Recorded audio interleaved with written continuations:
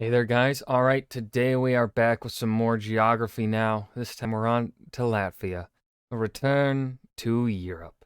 Before we dive in, make sure you go and check out the links in the description box below. I would love it if you joined the Discord and followed me over at Twitch. Okay, really got nothing to add here for Latvia. I don't know shit about the country. I know it's small.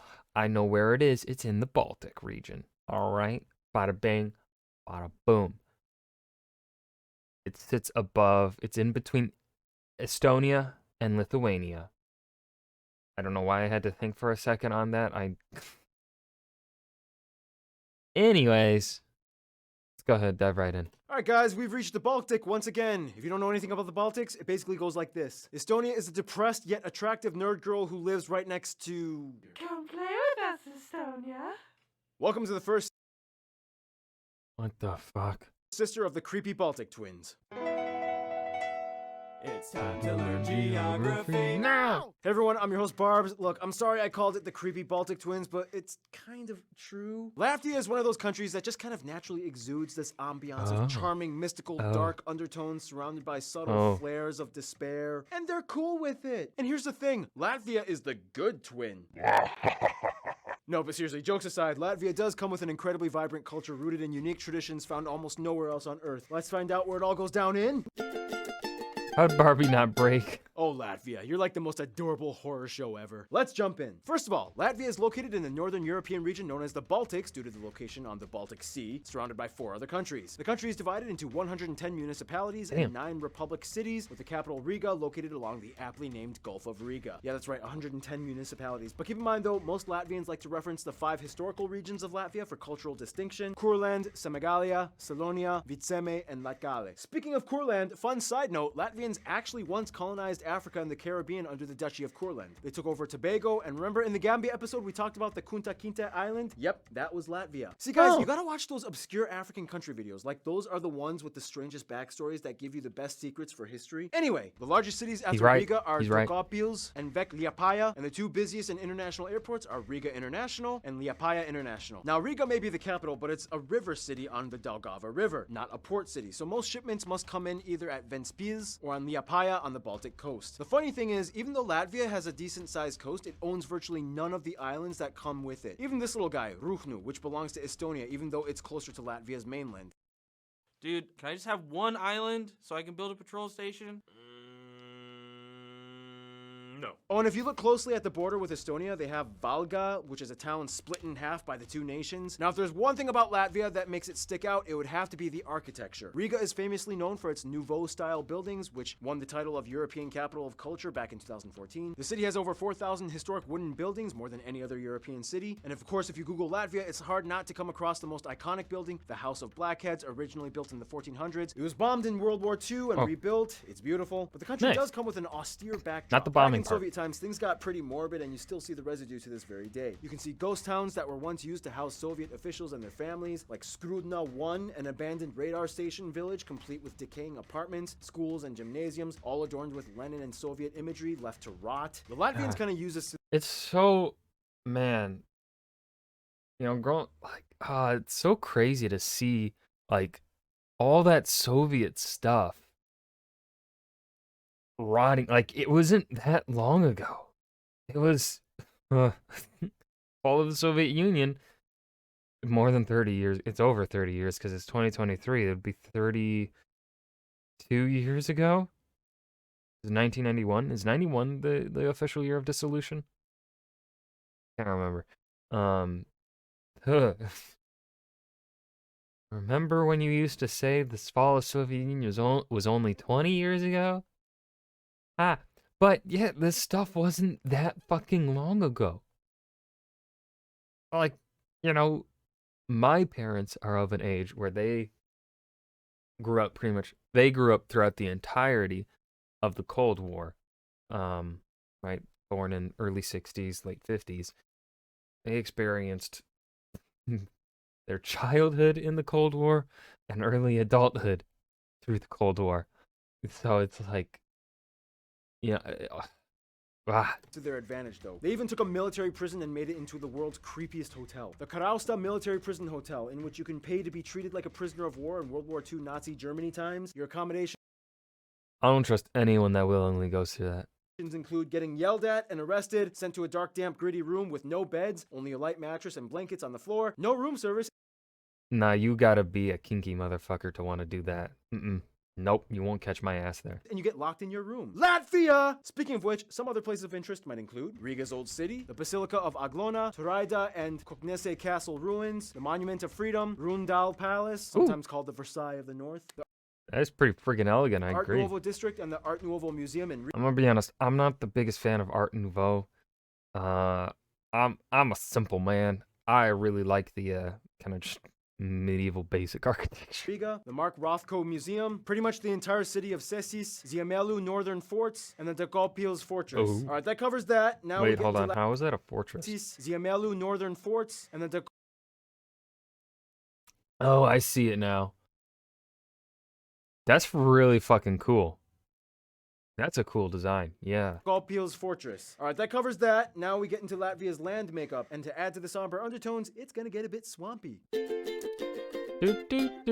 All the lands of the Baltic areas are like copy, paste, done. So if you watch the Estonia episode, you'll probably know what I'm gonna say. Latvia is located on the East European plain, generally a flat area, on average no more than 100 meters above sea level, with mild rolling hills every so often. The highest point, Geisenkalts, is only about 312 meters. I'm really curious what Barbie's going to do once he's finished all of the countries. Cause he's in the U's now. He don't got really that much more to do. On side note, Latvia actually had a little competition with Estonia, which kind of went like this. You know, Estonia, you got some great forests. You know, I admire that about you. Oh, come on. Yours are nice too. Oh, well, you know, either way, it's not like we're going to be climbing any huge summits, right? Because we are flat countries. We are flat. Oh, you're telling me my highest peak only 318 meters. How about yours? Give me a sec. No way. Oh, what a coincidence. Mine's basically the same height, just, you know, a little bit taller, but it's, yeah, just whatever, yeah. Then in 2012, the tower was demolished because of safety concerns. About 10% of the country is made up of peat bogs and swamps, and over half the country is forested. That's actually an increase as Latvia is experiencing natural afforestation. That's the opposite of deforestation, because just so you know, it's... Yeah, we get it. Just keep going, Paul. The country has over 12,500 rivers. The longest one, as mentioned before, is the Daugava. And Latvia has the widest waterfall in Europe, the Ventas Rumba, about 250 meters wide. That can count as a waterfall? Okay. And the largest lake in the country being the Lubans. Otherwise, economically, Latvia has seen an overall huge GDP resurgence since the independence from the Soviet Union. Basically, they had to switch everything from state-owned to privatization, and when that happens, people usually get very creative. I mean, why do you think they built that prison hotel? Their economy is mostly run off of industrial goods like textiles, wood products, pharmaceuticals, and processed foods. Agriculture-wise, Latvians love two things: meat and dairy. Almost every meal will have these two things. If you don't know anything about Baltic cuisine, basically, it's hearty, heavy meals with rye bread, lots of butter and fat with little or no spices, except for maybe dill and caraway seeds. They love caraway. They even put it in their cheeses. Of course, they also have their own specialties like sklandrausis, those bacon and onion bun things, and the national liquor, Riga Black Balsam, which has like 24 different ingredients, and it supposedly cures illness, as attested to Catherine the Great when she visited and drank some. Oh, the national animals are the white wagtail bird and the two-spotted ladybug. However, Latvia is also famous for the blue cows of Kurtzeme. Okay, is that it? Tallest peak, longest river, largest lake, economy, food, national animals. I put a skit in it, yada yada. Okay, I think we got it. Okay, moving on. Now, it's often said that if you want to learn how Europeans were speaking in the Stone Age, learn Latvian or Lithuanian. First of all, Latvia has about 2 million people and has the second lowest ratio of men to women in the world at 0.85 men per 1. Guys, what I'm hearing is that out of the countries in the world, Latvia is where I have the best chance. One woman. Remember, Estonia was the highest. The country is made up of 63%. Wait, what? 0.85 men per. Latvia has about 2 million people and has the second lowest ratio of men to women in the world at 0.85 men per 1 woman. Remember, Estonia was the highest. Actually, no, I gotta go to Estonia. Fuck. The country is made up of 63% of people that identify as ethnically Latvian, about a quarter are Russian, and the rest are made up of other groups. I wonder what would happen if I set my location on dating apps to Estonia. Mostly Belarusians, Ukrainians, Poles, and Lithuanians. They use the euro as their currency, they use the Type-C plug outlet, and they drive on the right side. Hear that, Britain? The right side of the road. Because it's right, it's correct. I'm mainly just targeting the British here for it because it's the British fault. Everything's the British fault. And the French. It's really there are two people to blame in this world for all the problems. The British or the French.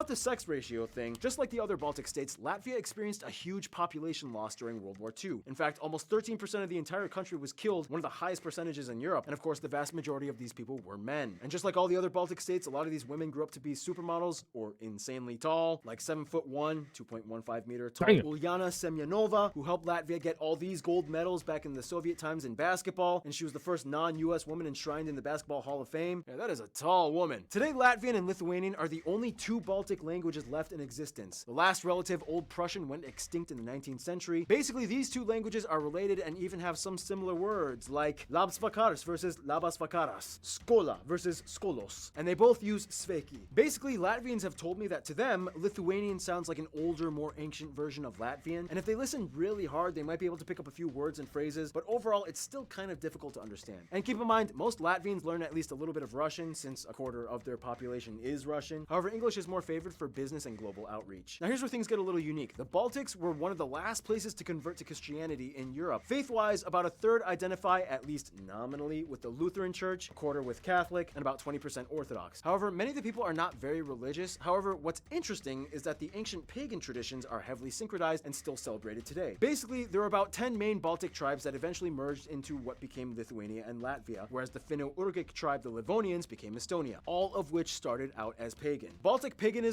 incorporated a Rolodex of gods, goddesses, and spirits that took over various elements and concepts of daily life. You had the fate goddess Laima, the fertility and harvest god Yumis, Zemis Mate, the mother of earth, and so on. To this day, dressing up in traditional pagan-influenced masks and costumes during festivals is widely practiced, especially during solstice festivals. They take solstice very seriously. They even have like an ancient traditional pagan calendar with symbols and everything like that. One of my Latvian subscribers sent this to me for Flag Friday. Thank you. And speaking of festivals, just like Estonia and Lithuania, every 5 years they hold a song and dance festival where the entire country pretty much gets involved. Oh shoot, history. Yeah, okay. So before I get into this, if you really want a cool visual, just check out this cool stop motion video by YouTube channel Ansis99. So many of you guys have sent it to me.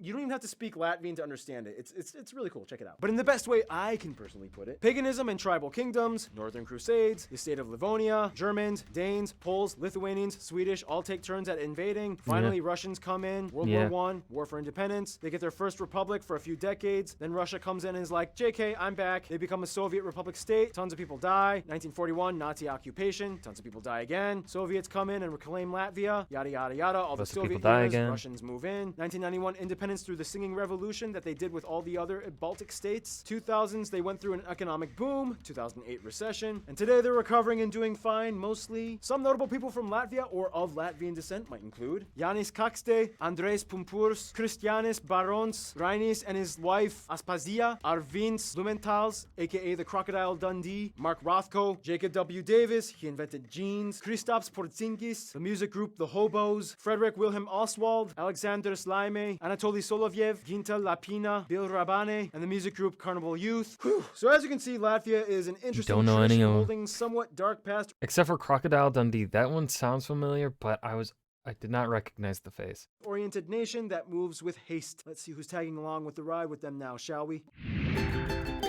Bum, bum, bum. Now, in school, have you ever been sent to detention, and while in detention, you started talking to the person next to you and found out that you actually had a lot in common? Yeah, it's kind of like how Latvia made friends. As a member of the EU since 2003, as well as NATO and the Council of Europe, Latvia has significantly opened up to their Western counterparts, and has seen tons of diplomatic measures taken from the Germans, French, Polish, and Italians. Latvians get along pretty well with Ukrainians and Georgians as they shared the same Soviet-occupied past, and a significant minority of people in Latvia are Ukrainian. Iceland was actually the first country to recognize their independence, and they shared the same seats on the Council of the Baltic Sea States, even though Iceland is not a Baltic state.